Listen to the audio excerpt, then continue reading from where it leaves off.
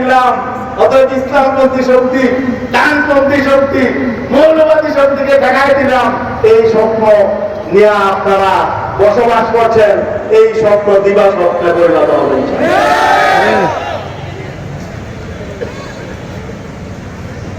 জনগণের কাছে জিজ্ঞেস করেন এরা ভোট কারে দিবে। খালি নেতা কর্মীদের লাভ থেকে মনে করেন না ক্ষমতায় চলে গেছে। জনগণকে বলতে চাই আপনারা মনে করেন না যে ক্ষমতায় চলে গেছে। ক্ষমতায় কে যাবে নির্ধারণ করবে জনগণ। জুলাই অভ্যুত্থানে যারা নেতৃত্ব দিয়েছে, মাঠে ছিল, তারা নির্ধারণ করবে ক্ষমতায় কার।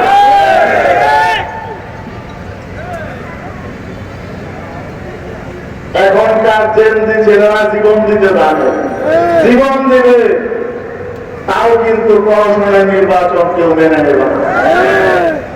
আজকে আমাদের দুঃখ হয় যে অতীত থেকে বড় দলগুলা তারা নিজেকে বড় দাবি করে, তারা শিক্ষা নেয়। অতীত থেকে কোন শিক্ষা গ্রহণ করে নাই, চরিত্রের কোন পরিবর্তন হয় নাই। আমাদের দুঃখ হয় আমাদের রাজনীতিতে এখনো কোন গুণগত পরিবর্তন হয় নাই। এটা দেশের জন্য দুর্ভাগ্যের। আমাদের কারো কাছে এটা কোনো ভালো লক্ষণ নয়। রাজনৈতিক দলগুলো যদি গঠনমূলক রাজনীতি না করে, রাজনৈতিক দলগুলো যদি সহনশীল না হয়, নিজেদের মধ্যে যদি গণতন্ত্রের চর্চা না থাকে, দেশে তারা গণতন্ত্র প্রতিষ্ঠা কিভাবে করবে? আজকে দুঃখ হয় আমাদের অতীতে যারা 4বার 5বার ক্ষমতায় গেছিল, গেছে না, তাদের তো জনগণের কাছে ভোট চাওয়ার কথা না। কারণ জনগণ আপনাদেরকে দেখেছে, আপনারা 3বার 4বার কি করেছেন, ক্ষমতায় ছিলেন। আপনাদের শাসন কি, আপনাদের রাজনীতি কি, আপনাদের অর্থনীতি কি, আপনাদের কালচার কি, জনগণ দেখেছে, জনগণ জানে। জনগণের কাছে নতুন করে আপনাদের বলার কিছু নাই। আপনারা আগামীতে কি করবেন এখন জনগণ দেখতেছে, কি দেখতেছে না? সর্বত্র আগে ফেসিবাদী আওয়ামী লীগ যেখানে চাঁদাবাজি করতো, যেখানে দখলবাজি করতো, যেখানে মানুষের উপর হয়রানি করতো, এখন নতুন করে যারা ক্ষমতায় যাওয়ার জন্য মুখে তেল দিচ্ছে, তাদের নেতা কর্মীরা সেসব দখলে নিচ্ছে। তাহলে জনগণ দেখছে ডাকসুতে যেমন নিয়ম বিপ্লব ঘটে গেছে, আগামী নির্বাচন জনগণ প্রস্তুতি হচ্ছে। আগামী নির্বাচন এমন ভোট বিপ্লব ঘটাবেন যে দুর্নীতিবাজরা বাংলাদেশে রাজনীতি করার সুযোগ পাবে না।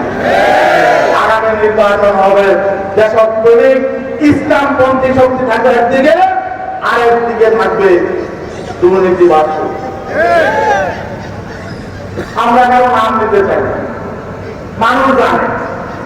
যদি আমরা ইসলামে আন্দোলন চাঁদাবাজি করে, যদি জামাতে ইসলাম চাঁদাবাজি করে, যদি এনসিপি চাঁদাবাজি করে, কেন তাদের কথা থাকবে? আর যদি অন্য কেউ চাঁদাবাজি করে, তো জনগণ তো জানে, মানুষ তো জানে আগে চাঁদা দিচ্ছে নাকি, জানে না, বলা লাগবে না। চাঁদা মারবে ভোট চাইতে না পারে। আর কোন ক্যান্ডিডেটের সাথে যদি কোন চাঁদাবাজ থাকে, সেই ক্যান্ডিডেটকে আপনার প্রত্যাখ্যান করতে হবে এবং সামাজিকভাবে তাদের বিরুদ্ধে প্রতিরোধ করে তুলতে হবে। আমরা বর্তমান নির্বাচন কমিশনকে বলতে চাই, নির্বাচন কমিশন সাংবাদিকদের বললেন যে সংবিধানে পিয়ার নাই, সংবিধানে পিয়ার নাই। এই কথা আপনি বললেন কেন? আপনি যে আছেন প্রধান নির্বাচন কমিশনার, এদিকে সাংবিধানিক ভাবে আছেন আপনি? বর্তমান সরকার যে আছে, এই অন্তর্বর্তীকালীন সরকার কি বর্তমান সংবিধানে আছে? প্রধান নির্বাচন কমিশনের কাছে প্রশ্ন রাখতে চাই, আপনি কোন সংবিধানের কথা বলেছেন?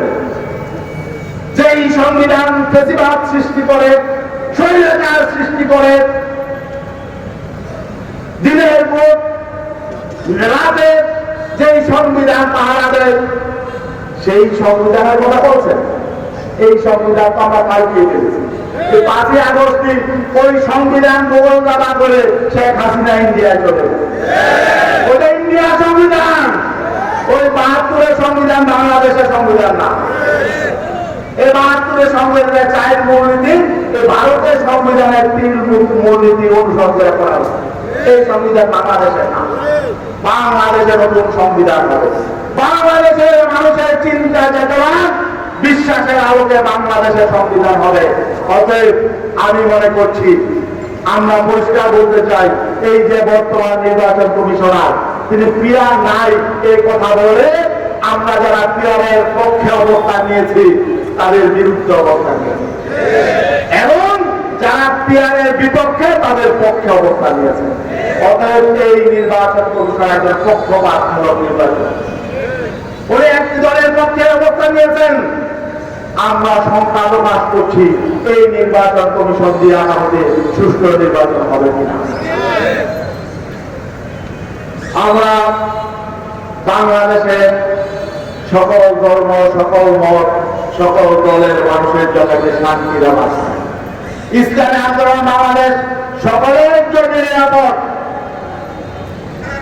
তবে অতীতে যারা দেশ শাসন করেছে আমরা চাই না তারা আবার ঘুরে ফিরে ক্ষমতায় এসে আবার দেশটাকে পিছনের দিকে নিয়ে যান। এই জন্য আমাদের নেতা বিশ্বাস কর্মায় বলেছেন যে আগামী নির্বাচনে আমরা ইসলামী শক্তিকে ঐক্যবদ্ধ করবো। ইসলামী শক্তিকে ঐক্যবদ্ধ করে আগামী নির্বাচনে এক বাক্সে আমরা নিয়ে আসবো। আপনারা সবাইকে ধন্যবাদ।